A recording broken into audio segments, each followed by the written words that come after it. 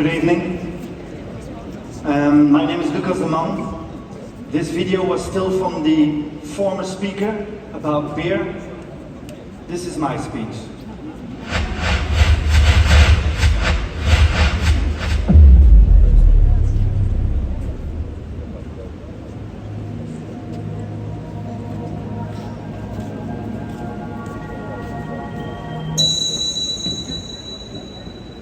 When I was 15 years old, my parents told me, Lucas, because they know my name, they said, Lucas, you can do and be anything you want. We don't care what you choose, as long as you're happy, it's fine by us. Who recognizes this? Who had the same kind of speech? Yes, several hands. Absolutely. This is my mother. As long as you're happy, Lucas. As long as I'm happy, and that was it. They never told me how I could be happy or what being happy means. They just gave me the end goal of being happy. And that's it. 15 years old. And I thought, yes! And now, look at the world. I mean, our earth is too dry. Our climate is too broken. The people are too tired. If I want to buy a house, I can barely afford the hallway. And by the way, if I want to meet people, they just tell me to go, right? Every time I want to speak up, I feel less hurt. As long as you're happy, Lucas. Okay, mother, but when is one happy? How do I know that I'm happy enough so my parents are happy with me being happy? Since my parents didn't tell me, I thought, you know what? I'm going to go for a little research, understanding where happiness comes from. Let me take you back in history. 3,000 years ago, ancient Greeks, they believed happiness is given by the gods, randomly. Right? The gods were doing so many things. They were screwing each other and screwing people, turning into swans to screw people, and then sometimes they gave people some happiness. That was it. And then suddenly, Plato, the famous philosopher, came and he said, whoa, whoa, whoa. People can be happy by themselves. But he never told us how. We had to wait for that to Aristotle, his student, and he said, if you do good for the community, then you're happy. If you do good for others, you're happy. Simple. So it went from randomly given to the gods, right, to doing good for the community. And then Christianity came. And happiness went back to God. He or she or it or they or them decides if you're happy after life. So first you live your life, and then God comes and says, yes, happy, no, not happy. That was it. For over 1,500 years, people had no say whether they were happy or not. They just had to wait till they were dead to know. But then, the 18th century came, and something very important changed. A new class of people arose. You have to understand, before that, to have power, you needed to be from the nobility, the adel, or the clerus, the kerk. All the rest, let's say 95% of the people had no power whatsoever, right? Most of them couldn't read or write. 95% of people were just like us, commoners. But some of those common people in the 18th century, because they discovered new countries, did trade and made so much money that their children could study, learn to read, write, and think. And those children thought, why can't we have power? Why can't we decide what is right or wrong? Why can't we be happy and free? So they chose new values like fraternité and liberté, égalité, and they started the French Revolution. They kicked out the Brits and they wrote the Declaration of Independence of America. And in that declaration it says, and I'm going to quote now, here it comes, every man has the right to life, liberty, and the pursuit of happiness. What? People can choose to be happy themselves, not God or community. Now for us it's logical, right? But you have to understand, back then it was mind-blowing. First time ever in the history that it was written down that you could be happy by yourself. 250 years ago. And by happiness they meant wealth and freedom. Freedom so that you can speak like we do now, that you have a place in power, and wealth that you have a roof above your head and food and no worries. So 250 years ago, our ancestors fought for more freedom and more wealth so that we would be more happy. And the interesting thing is, it worked. The pursuit of happiness worked. You have to understand, for the past 250 years in the West, every generation became more wealthy and more free. Every generation, right?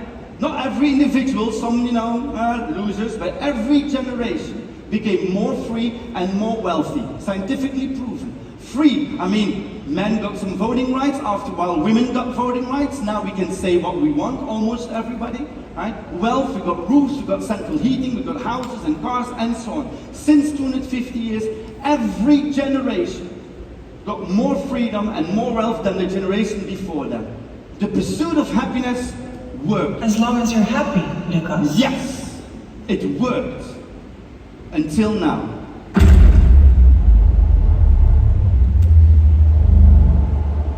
Oh, I love the dramatic effect. Yes. Who here is under 45 years old? Can I see some hand? Under 45? Oh my God! Congratulations! We are the first generation in 250 years that will have less freedom and less wealth than our parent generation. Yes! Yes, I know. The first in 250 years. It's not my opinion, it's scientifically proven. And if you don't care about science, I know some of you don't care about it, just look around you, right? Our democracy is this joke of populists left and right. Our economy officially is booming if you listen to the news. But if you look closely, what you could buy in the 80s with one mid-income wage, for the same now, you need 2 of those wages. And still it will be kilo, as we say, right? The people that used to be abused by us, so that we could gain from them, finally stand up and say no longer. No, we want a piece of the cake. And all our resources are drying out. So if you look very closely, you can see that after 250 years, the myth of forever more is over. As long as you're happy, Lucas. But our parents made us a promise, right? Our parents promised us, if you study well and you work hard, you will get a house, a job, freedom, wealth, and you will be happy. That was the promise. But nowadays, you can study and work your ass off and still have no house, no real career, no freedom, no way, no say. As long as you're happy, Lucas. It's all crumbling down. But we all still hold on to this myth of complete control. Moreover, we tell it to our children. We tell them, you can be anything and anything you want. Right? If you put your mind to it, you can be as happy and successful if you want. And if you fail, just get up, do better, be better. You can do whatever you want because you have complete control. As long as you're happy, Lucas. We killed God and King so that there would be nothing in your way of success but you. As long as you're happy, Lucas. That's what we tell our children, right? Because that's what our parents told us. You are responsible for your own happiness. You alone can reach happiness. You alone can reach success. You alone can screw it up. You alone. You alone. As long as you're happy, Lucas. No. Mother, I love you, but shut up. It's not true. I don't control my own success. Just parts of it. I don't control my own happiness. Just parts of it. And I cannot do it alone. No one can. That is our problem. You know? The past few years, our generation, most of you in this room, our generation did not get more freedom or more wealth. We just got more alone.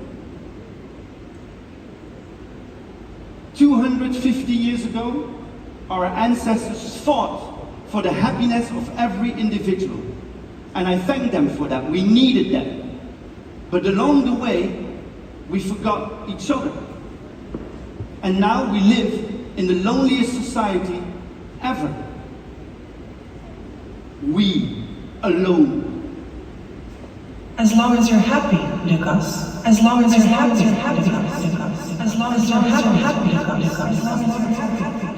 As long as you're happy. As long as you're happy, Lucas. As long as you're happy. As long as you're happy.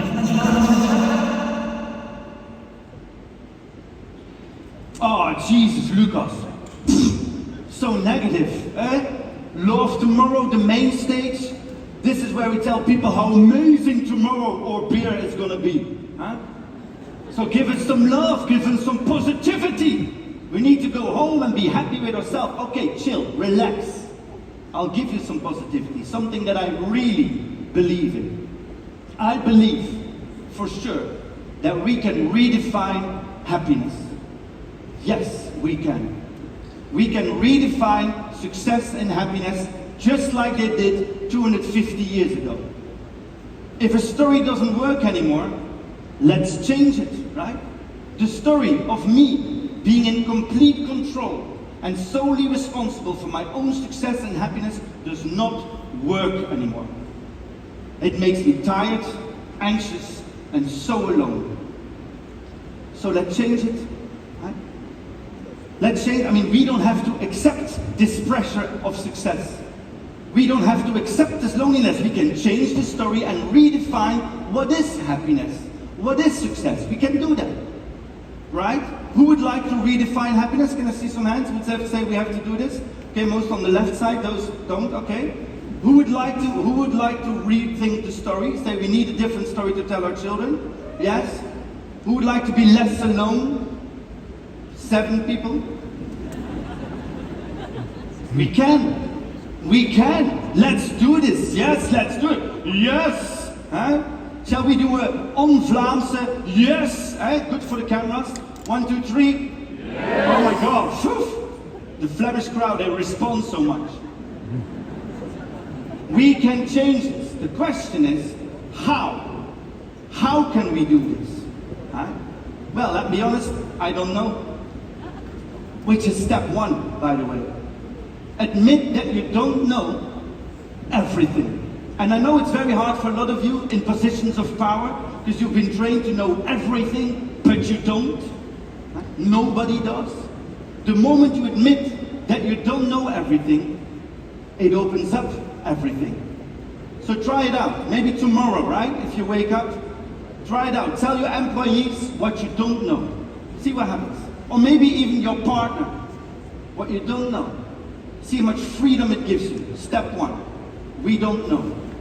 Step 2, we need others.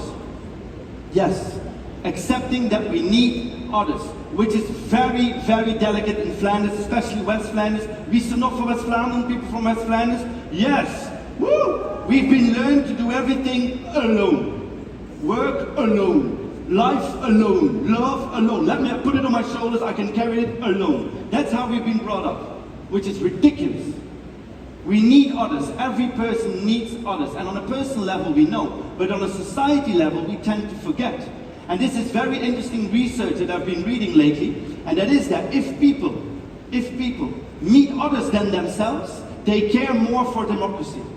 Literally, your brain has more empathy and you support laws that don't affect you directly because you care, because you meet so many people different than others. But if you don't meet people that are different from you, your brain shrinks, your empathy level shrinks, and you only care for you and those that look like you. So if we want a working democracy, we have to make sure that people meet others than themselves on a regular basis. But we've done the opposite. Since 2008, we've cut down 1/3 of libraries, community centers, and places where people can meet others. 1/3, which is great if you want to have a lonely society, and ridiculous if you want to have democracy that cares. So we need others personally and as a society. Step 1 and 2 lead to step 3, the most difficult one, which is dare to search. Durf zoeken. Durf zoeken in het West-Vlaams. Not only in words, searching, but also in actions. Or as we know it in Belgium, not only blah blah, also boom boom. Dare to search. And on a personal level you know, but for many organizations here, that's what we never do. Right? We want to know everything. But the moment you dare to search means that you stop and think, what is really important? How do we get there? Really important. What choices do we make? Who do we need for more information? This is searching on a high level. We need it if we want to rewrite the story. So 3 steps, very simple. But I feel in the room, some deers looking at headlights. going like, okay, Lucas, but where do I begin? You know, I go away from love tomorrow. After 1 hour, I find my car back. I go home, and tomorrow, what do I do? What is my next step? Where do I search? And do I have to do it alone? Do I have to fight loneliness alone? No, relax, okay? Relax. Look, if you already have plans or actions or things you want to do, go for it. Just go for it. But if you're searching, if you don't know yet, if you don't want to do alone, tap into what is already there. Because there's so much happening already. 3 months ago, which is by the way the reason that I'm here, I wrote a book called Waar gaat het heen en wat kan ik doen? It's in Dutch. Where is it going? What can I do? In that book, I give hundreds of examples of companies and movements and peoples that already are changing the story and redefining happiness. It's already happening. For example, for example, I talk about the reclaim the social movement, reclaim the public space movement, which is everywhere in Europe, and these are different organizations taking back the space, taking back, you know, the streets so that children can play. They organize themselves online in apps where you can join and lend stuff from your neighborhoods, ask for advice, you know. They organize cafes and meetings and so on, so that people can actually meet each other, not waiting for government, doing it ourselves. I talk about in the book about organizations, which is a very interesting trend right now, that don't go for profit. They still have profit, but the end goal is not profit. The end goal is taking care of people. Employees that get a part of the power. There are so many organizations now that say no longer profit for a few shareholders that nobody knows where they live, but really go for the people. And you can choose to work for companies who don't give a damn, or for companies who do give some damn. You can choose, and I help you in the book how to do that. I also talk about the lawsuit. I don't know if you heard about it. In Holland, and this is a new in history, there's now a lawsuit being prepared by 100 mental health professionals against the government for neglecting the mental health of the people. 100 professionals say, fuck you government, you have to take care of your people better. The judge is deciding the next few months if they will accept it or not. If they do, this would be a first in history. I talk about so many things in the book. You know, I could go on for hours, but they only have 2 minutes and 12 seconds left. So if you want more inspiration, read the book, okay? But for now, I want to tell you this. It's already happening. The good news is the changing the story and the redefining happiness is already in full motion. And you can choose to just watch and wait, which is okay, or you can join and help. And life will not be less difficult or complex if you do. But at least you don't have to do it alone. Not anymore. So for those here who ask themselves, will there be love tomorrow, Lucas? I tell you this.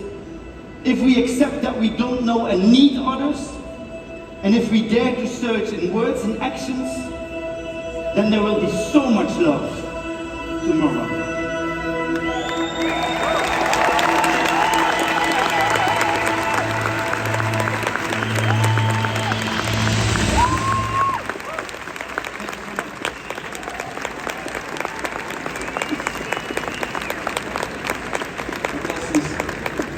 Fantastic.